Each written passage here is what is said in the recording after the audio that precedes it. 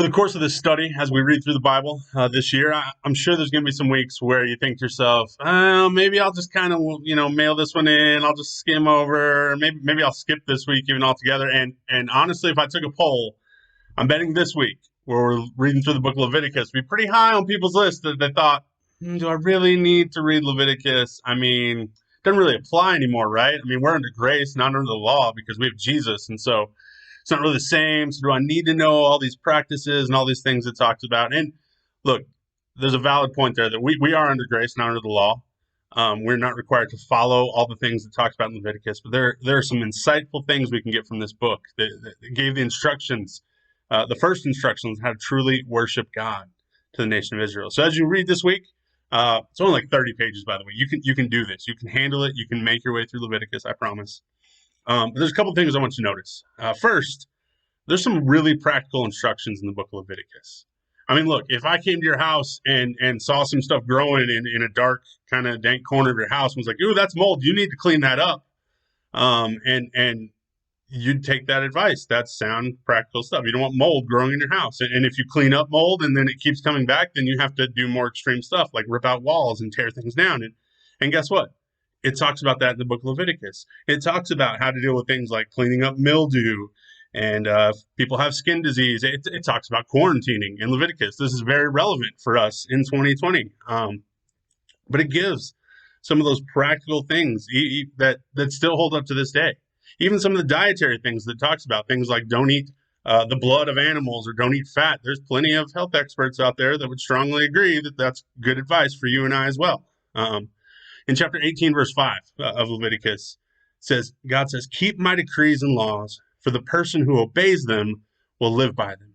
I am the Lord. That's the NIV. And it almost sounds redundant at first glance. Right? The person who obeys them will live by them. Well, yeah, obviously. Why are you saying it twice? But that's not what he's saying. I read the New Century version. It says this instead. Just slight difference, kind of clarifies.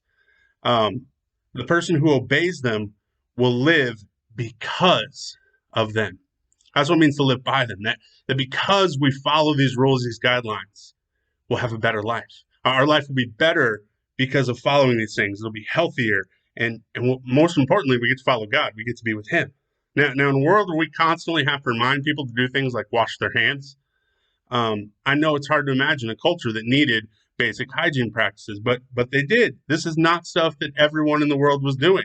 These were not normal, ordinary things. Oh, there's some stuff growing over in that corner. Just ignore it. No big deal going on. No, God wants them to be safe. He has some very practical advice for them in the book of Leviticus about how to deal with disease and how to deal with uncleanliness. And so keep that in mind as you read this week, but also pay attention to a phrase you're going to see a whole lot. And depending on what version, it'll be slightly different, but it'll be something along these lines. It'll talk about a sacrifice and how they do it and why they do it. And at the end, like every paragraph for a few chapters there, it felt like, and he will be forgiven.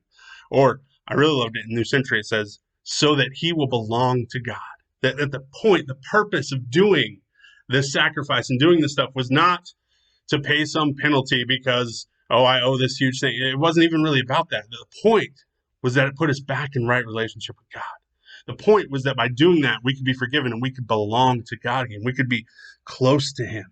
That's what those offerings are doing. They're saying, I want to make things right. God's telling us how to make things right between us and him so that we can be where he is.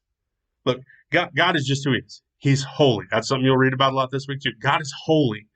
And so in order for us to have a relationship with him, in order for us to be with him, you and I have to be holy. That's not God trying to be mean. That's not God trying to create some, really difficult, strenuous, strict things to lay down on us and kill all our joy so we don't have any fun. That's God wanting us to be with him. And there's no other way for us to be with him. He can't not be holy.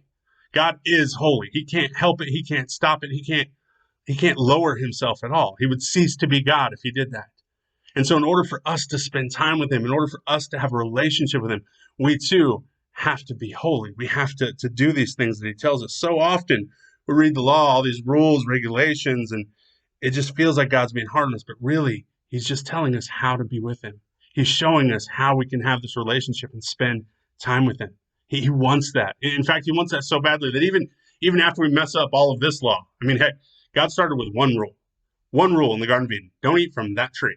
That was it. And we couldn't handle it. We couldn't do it. We decided we were going to break that one too. And all these things it talks about in Leviticus, the people don't keep those up, and we certainly wouldn't either.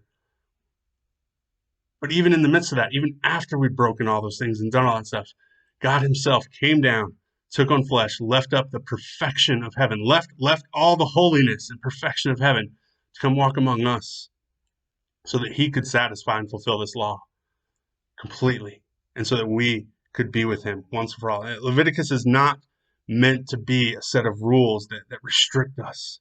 It's a set of directions for how to be with God and spend time with him and worship him and have a relationship with him. That's what God's after. He's not trying to kill our joy. He's trying to allow us to be with him, the ultimate source of joy. Just keep those things in mind as you're reading through Leviticus this week. Love you guys. See you soon.